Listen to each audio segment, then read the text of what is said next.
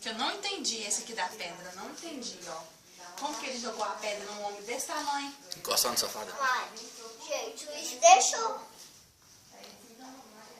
Como é que ele jogou? Mas o Jesus estava perto dele.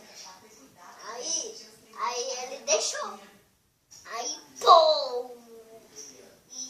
E o gigante morreu. Aí todos os gigantes morreram. Todos eles. E depois? Aí vem outro. E a estátua tacou. Que horas que falou? Esse Davi, todo. Davi. Só agora, só quando tiver 9 horas vai falar da. Falta prata ainda. Aí, Conta outra historinha. todos eles. Interessante. Aí vem mais um.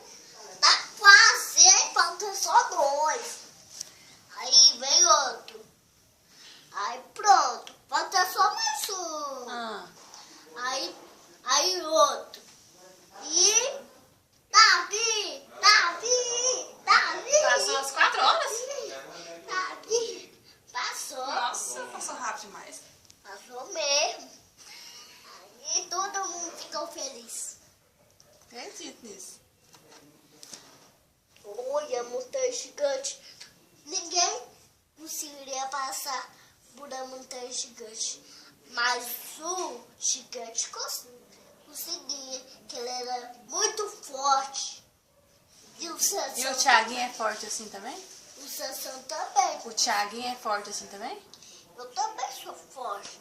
Faço assim, tá! Eu chuto também. Eu também chuto. Você pede a ajuda de Deus, né? Eu peço. Ah, muito bem. Mas pro Sansão, mas pra mim tacar uma pedra no Sansão eu não peço não. Porque